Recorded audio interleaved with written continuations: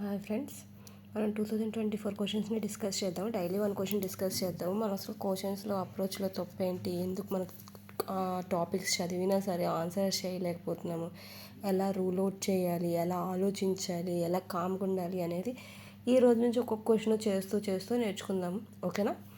2024లో question surgery నుంచి వచ్చింది ఏంటి అంటే, ఒక male patient presented with discharge అని చెప్పి ఒక డయాగ్రామ్ ఇచ్చాడు. So I can't show the diagram. So అది ఆనర్స్ నుంచి వస్తుంది, ప్యూర్ లైన్ డిశ్చార్జ్లో కనిపిస్తుంది. సో మనకి కింద డయాగ్రామ్ ఇచ్చినప్పుడు ఆ డయాగ్రామ్ అబ్జర్వ్ చేయాల్సింది ఏంటి, అక్కడ ఏం డిశ్చార్జ్ వస్తుంది, లొకేషన్ ఏంటి, ఎక్కడి నుంచి వస్తుంది లొకేషన్ అనేది చూడాలి. సో నేను ఆ డయాగ్రామ్ మీకు క్లియర్గా ఎక్స్ప్లెయిన్ చేసింది ఏంటంటే, అది ఆనర్స్ రీజన్లోంచి ప్యూర్ లైన్ డిశ్చార్జ్ వస్తుంది. ఓకే, ఇప్పుడు ఈ ఆప్షన్స్ ఏమి ఇచ్చాడు అంటే, fistula in ano, fissure in ano, external haemorrhoids, pilonidal sinus అని ఇచ్చాడు. సో మనం ఇందులో రూల్ అవుట్ చేద్దాం. First fistula of ano, fistula ఏదన్నా మనకి ఫిష్యులా అంటే ఏంటి, మనకి ఇంటర్నల్ ఎక్కడైతే ఆనర్స్ రీజన్ ఉందో ఆనర్స్ రీజన్ నుంచి బయట ఎక్స్టర్నల్ ఆనర్స్ సరౌండింగ్ ఏరియాలో స్కిన్కి ఒక ట్రాక్లా ఏర్పడుతుంది, అక్కడి నుంచి ఫస్ట్ డిశ్చార్జ్ వస్తుంది. సో ఇది అయ్యి ఉండొచ్చు.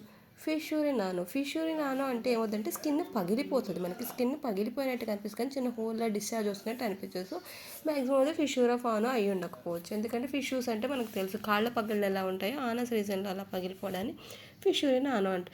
ఎక్స్టర్నల్ హీమరాయిడ్స్ అన్నాడు. హీమరాయిడ్స్ అంటే మనకు తెలుసు అక్కడి నుంచి బ్లీడింగ్ ఎక్కువ వస్తూ ఉంటుంది, బుడగల్లా కనిపిస్తూ ఉంటాయి, ఎందుకంటే అందులో అదో టైప్ ఆఫ్ సబ్మ్యూకోజల్ టిష్యూ కాబట్టి అందులో blood venules, ఆర్టరియోల్స్, smooth muscle tissue ఇవన్నీ ఉంటాయి, బ్లీడింగ్లా కనిపిస్తుంటుంది. సో ఇది కూడా కాదు అని మనకు క్లియర్గా తెలుస్తుంది కొంచెం కామ్గా అబ్జర్వ్ చేస్తే. సో ఎక్స్టర్నల్ హీమరాయిడ్ కాదు. ఇప్పుడు మనకు మిగిలింది పైలోనాయిడల్ సైనస్. అది పైలోనాయిడల్ సైనస్ అనేది ఎక్కడ చూస్తాం? జీప్ అంటే ఎక్కువసేపు కూర్చున్న పేషెంట్స్లో అలా ఎక్కువసేపు కూర్చోవడం వల్ల ప్రెషర్స్ వల్ల సైనస్ అసలు ఫామ్ అవుతాయి. అవి మనం మ్యాక్సిమం బటక్స్ రీజన్లో చూస్తాం. సో మనం ఇప్పుడు కన్ఫ్యూజ్ అయ్యేది ఏంటి అంటే, ఫిష్యూలా ఫానోనా, పైలోనాయిడల్ సైనసా, ఈ రెండింటికి డిఫరెన్షియేషన్ చూసుకోవాలి మనం. సో ఎలా అంటే, పైనాయిడల్ సైనస్ని ఎలా చూస్తామంటే, పైనాయిడల్ సైనస్ ఎక్కడ కనిపిస్తుంది? కూర్చున్న రీజన్స్ అంటే సాక్రోకాక్సిజియల్ రీజన్, కాక్సిక్స్ దగ్గర ఇలాంటి లొకేషన్స్లో కనిపిస్తుంది.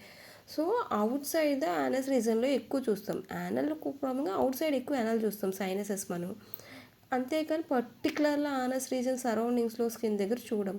So most of the question fistula in ano ఏంటి, మనం క్వశ్చన్ బాగా చూద్దాం. ఫిష్యులిన్ ఆనో ఆనస్ రీజన్లో ఒకటి ఉంటుంది, దాని నుంచి ఎక్స్టర్నల్ స్కిన్కి వస్తుంది.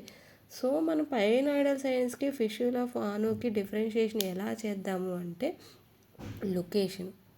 ఓకే, అకార్డింగ్ టు లొకేషను, హిస్టరీలో ఎలా జీపు ట్రాక్ ఇలాగైనా హిస్టరీ ఇచ్చిందో మనం పైనాయిడల్ సైనస్కి వెళ్దాం. ఓకే, ఇలా కొంచెం రూల్ అవుట్ చేయడం నేర్చుకోవాలి. Thank you.